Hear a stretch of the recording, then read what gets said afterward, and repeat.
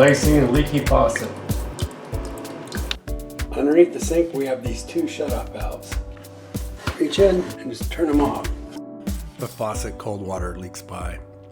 After turning off the water supply, there's another leak. This leak tells me the hot water shut-off valve needs to be replaced as well.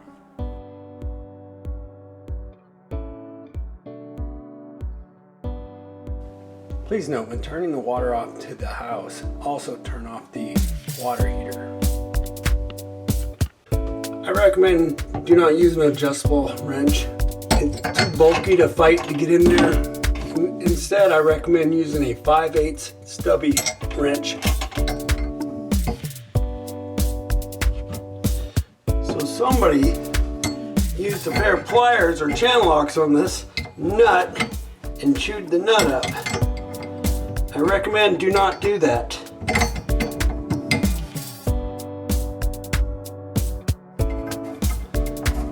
Wonder if this is the one that's leaking.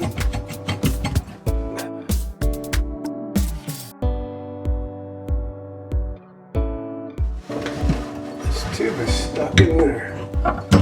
There we go.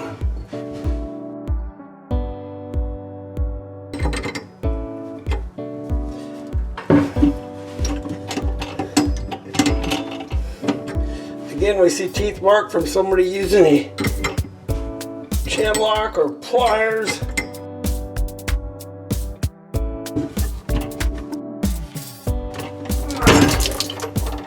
As predicted, this is one that's leaking. See all that water bubbling up? And here it comes. I need to replace this valve. Alright, I'm going to put the 15/16 on here. I'm going to use this pipe wrench here to hold the valve body from moving.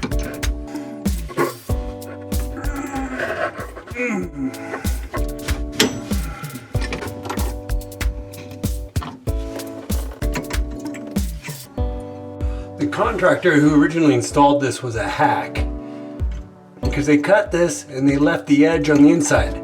They did not deburr it.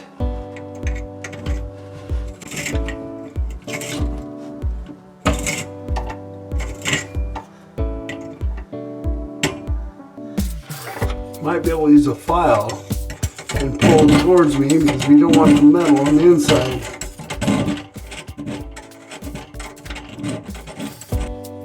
When putting on Teflon tape, we want to be mindful which direction we put the tape on.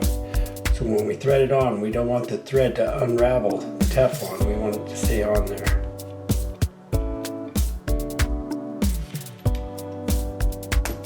The tape will stay on as this threads on. If the Teflon was going the other direction, when this was going on, they'd go against that and it'd start peeling the Teflon off.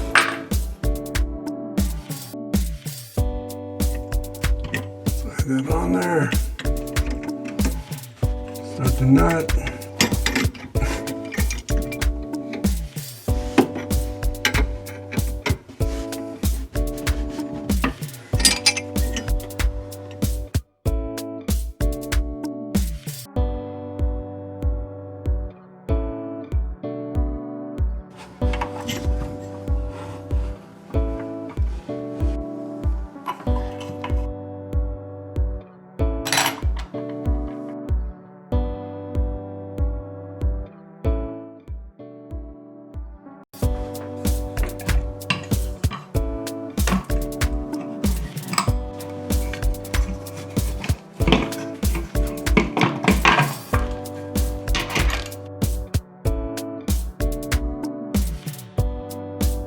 So here's the new one. I'm going to shove that up in the hole, put that back on, put it together. I'm going to remove this section, just hand tight.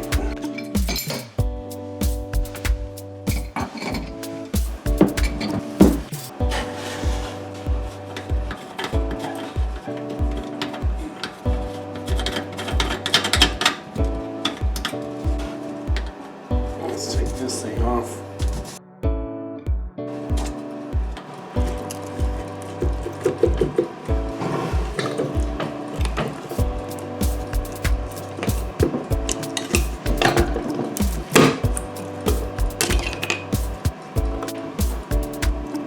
plumber's putty.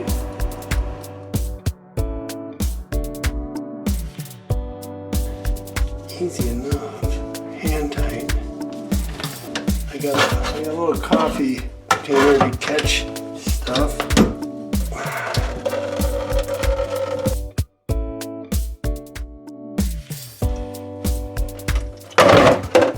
Right in my face.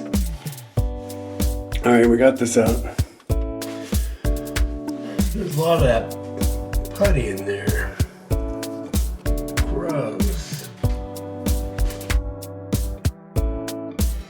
So while we have this apart, let's talk about this. This is where the overflow drain goes, in this area. The contractor who filled this full of plumber's putty didn't know what they were doing. This needs to be open. We only seal on this side and then the gasket on the bottom. This area in here needs to be open and clear, not full of plumber's putty. One hand up inside the sink and one down below.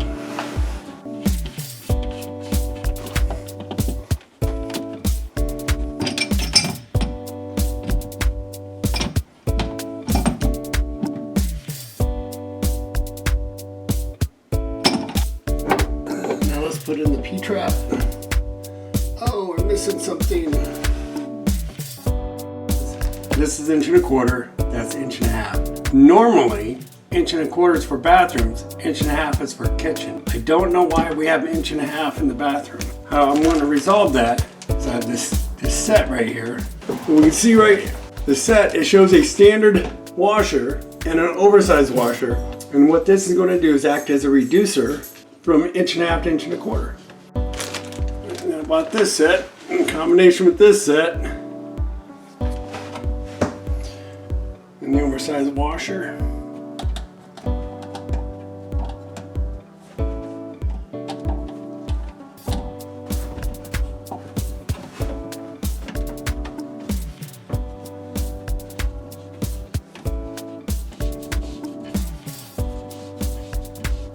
This thing to settle where it needs to be.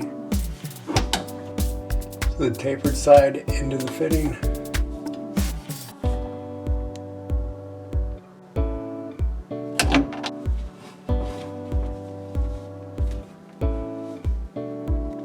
I like to do these hand tight any more than that. It's just thin plastic, so I worry. Next, with the faucet, we're going to want to remove it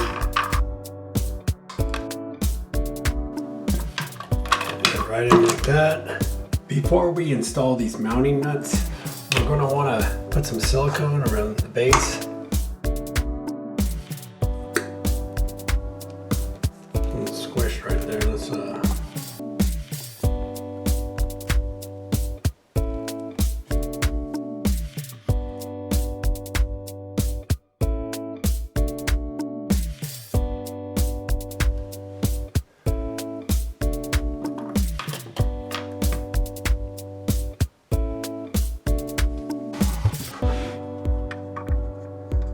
don't tighten, just make it snug because you might have to make some adjustments.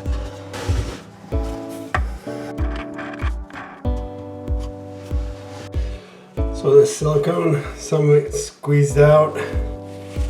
So now I gotta clean that up. This is a stopper. We want to keep this hole towards the back side.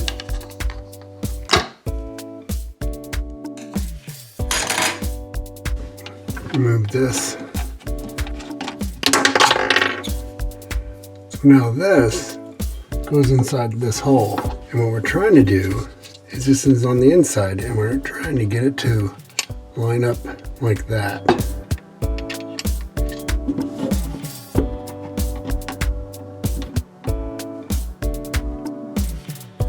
Right, before we stick this in here, we're going to want to remove this. And the reason why is because this cap's going to go over the top. And then this goes in the hole.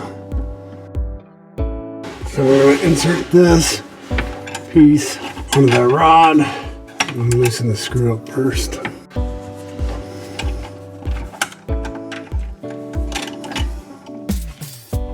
We adjusted this to the height we wanted.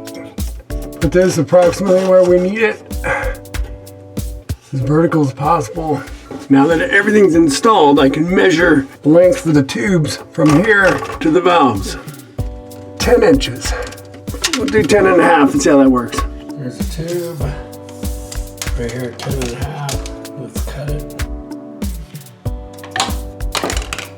All right, so we really can't see the fitting on the top of this valve. I'm gonna put it in here and I'm gonna snake it to this cold water. There's two ways to do this, and let's just dig into both ways. Here's a piece of the PEX. I just put a fitting on there and then I cannot articulate this enough. This PEX here is a waste of time. I wanted to use it for a shorter routing. Here, I'll show why. The brand new valve, we're going to remove this. This nut is a 5/8. 5/8.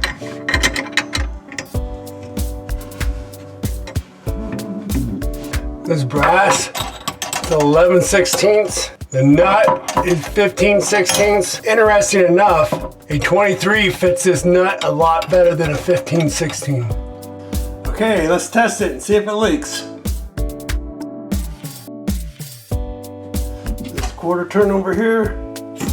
As we can see, the cables, how they're all wrapped up. I was trying to make that straighter with the PEX, but this is a lot faster.